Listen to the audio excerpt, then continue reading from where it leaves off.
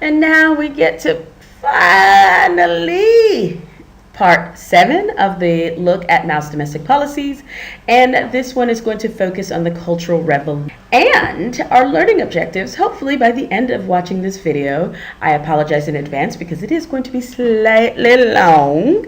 Hopefully by the end you will understand Mao's reasons for implementing this Cultural Revolution, and you will understand the nature of the Cultural Revolution. What was it about? What was the form that it took and what was going on? And then understand the impacts that the Cultural Revolution had politically and socially.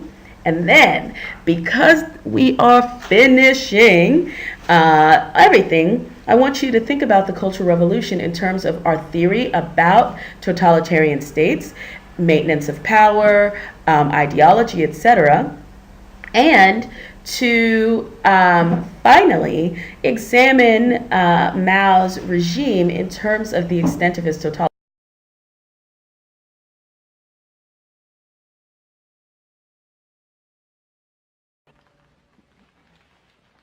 The early 1960s were quiet years for Mao.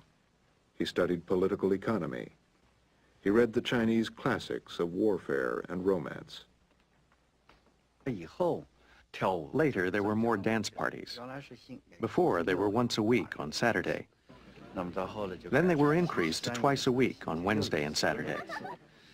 There was another big change. Another room was set up by the ballroom. Sometimes, during the party, Mao took young girls into this room to rest with him. He would rest for an hour or so. I think Mao got great pleasure from these parties. By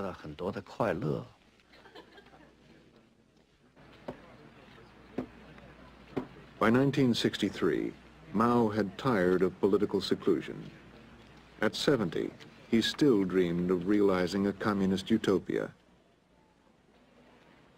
He began to plan the final and most revolutionary act of his political career.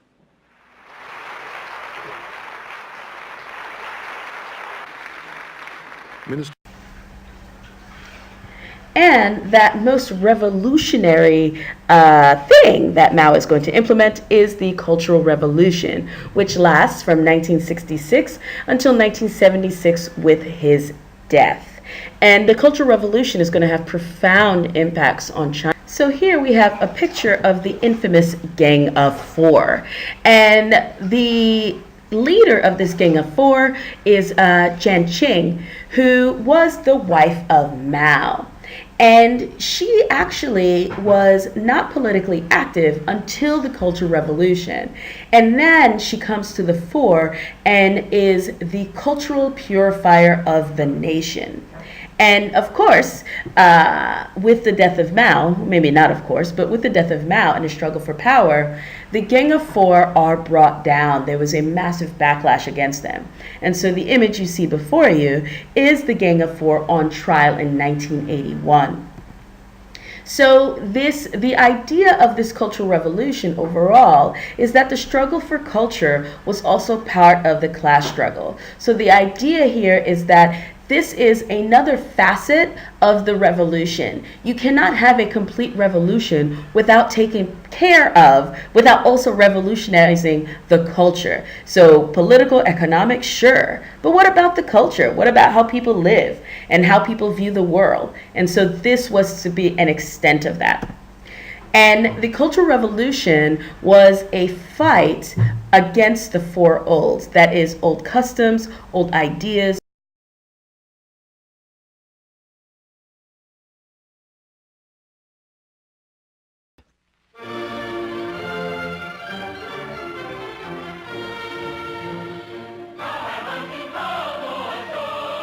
The cult of Mao soon elevated him to the stature of a living god, all-powerful but remote. For Mao rarely appeared in public. His speeches were not broadcast. Most Chinese had never heard his voice.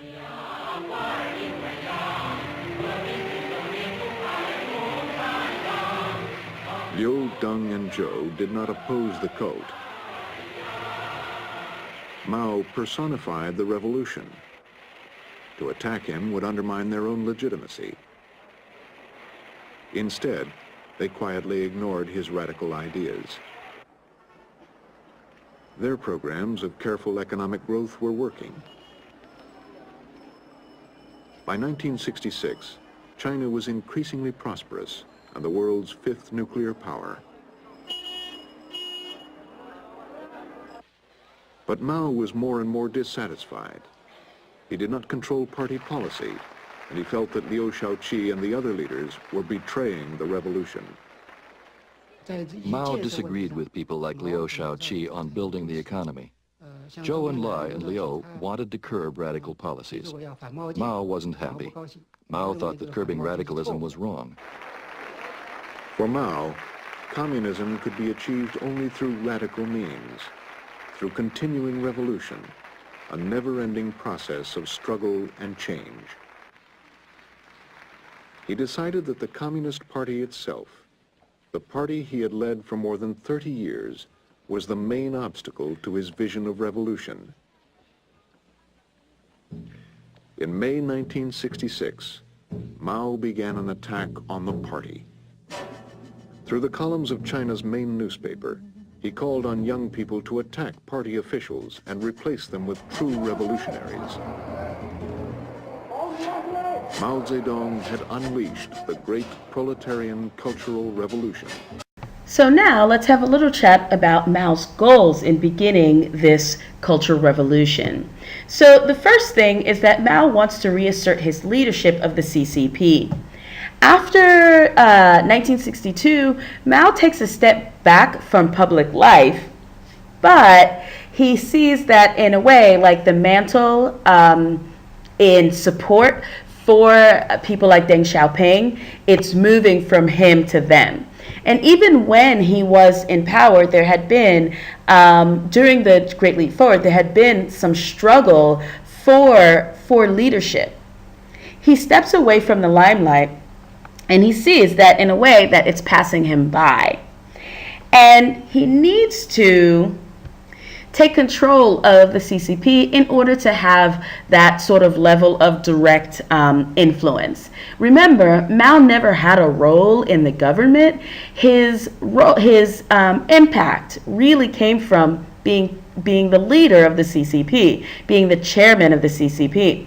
And through that, he controls the government, essentially because the government can't take a step without Mao saying where to go.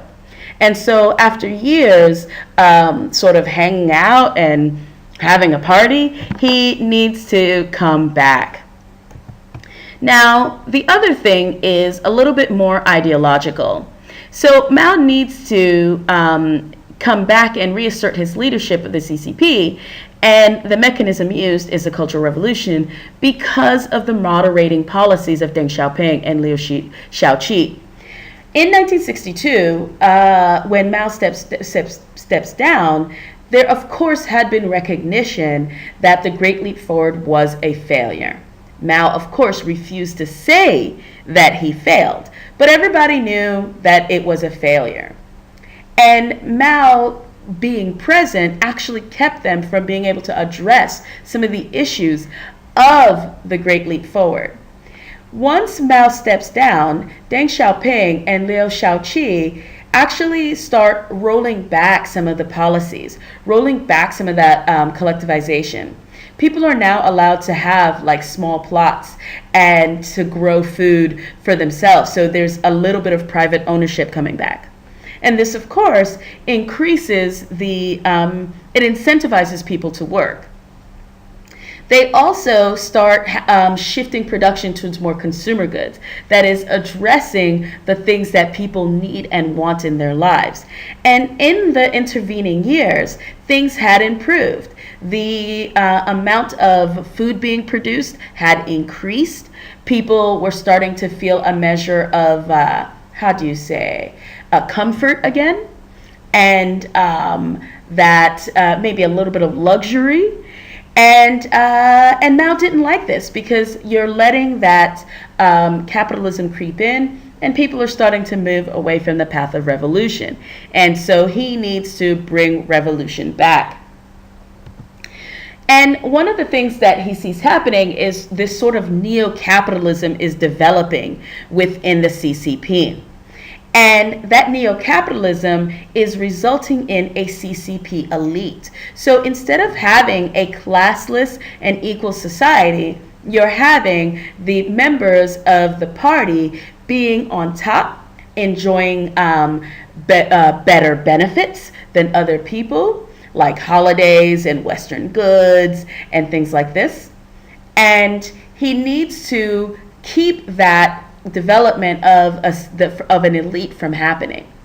He sees the results of this in the Soviet Union, that the revolution isn't a revolution anymore. It's a recreation of the same thing that existed before, of an aristocracy, except now they're not nobles. They become such through their membership in the party. And by stopping, the way to stop this development of the elite is to re-revolutionize the CCP.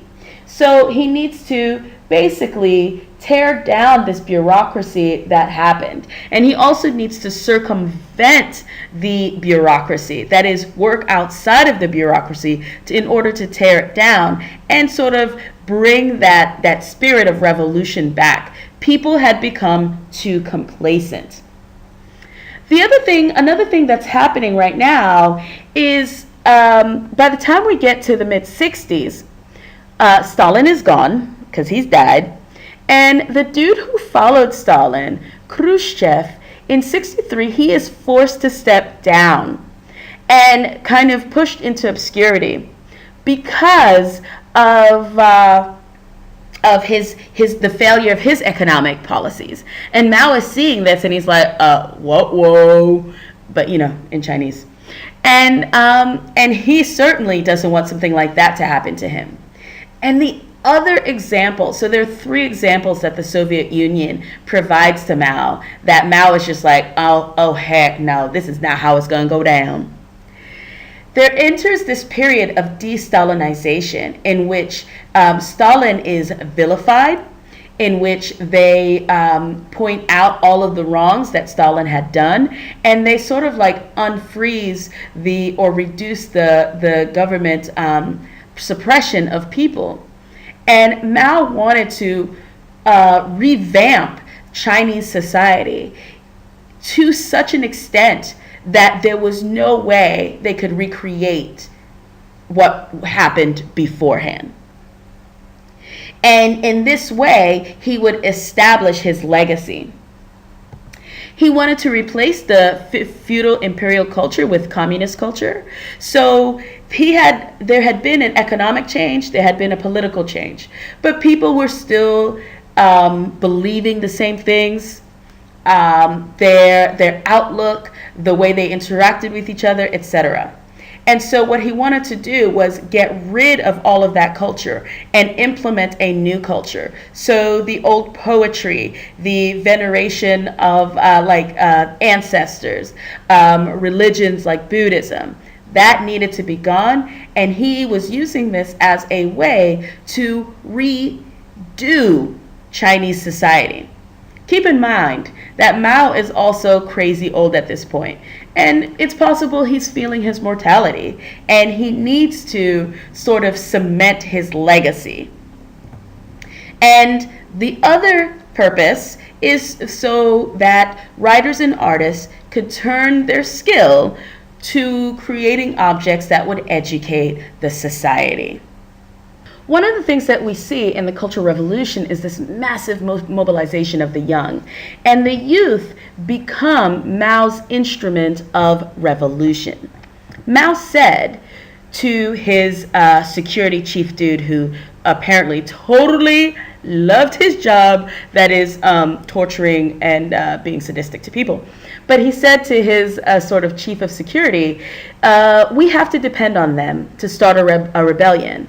A revolution. Otherwise, we may not be able to overthrow the demons and monsters. We must liberate the little devils. We need more monkeys to disrupt the place. And obviously, the little devils would be the kids and the monkeys would be the kids, because monkeys have this way in a civilized setting of wreaking havoc. And he's going to be able to do this for a number of reasons. One is there is this cult of Mao.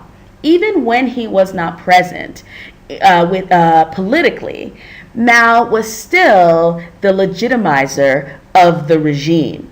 And this massive, massive, massive cult of Mao had been developed. All of the people who are going to be mobilized are people who have been born after the revolution. And there is this cult of Mao which develops. And one of the instruments of this was the Little Red Book, which was compiled by Lin Bao. And it covered everything, right? And so it was a selections of Mao's thinkings and writings, and it's pretty much like, what would Mao do? And this was an integral part of education. Apparently, at one point, like, there were 750 million copies of this in print. Everybody had one. And it was given to every soldier. It was basically the source of all truth. And it was a daily part of military training. People read selections from the Little Red Book out in the fields. Children did it in school. And so people saw Mao as being this sort of godlike figure. And when your God speaks to you, you act. Think about the way people act especially young people, with bands like One Direction or my favorite, Big Bang. I saw people literally being crushed to death in a Big Bang concert. And so he has this hold over them because he is godlike.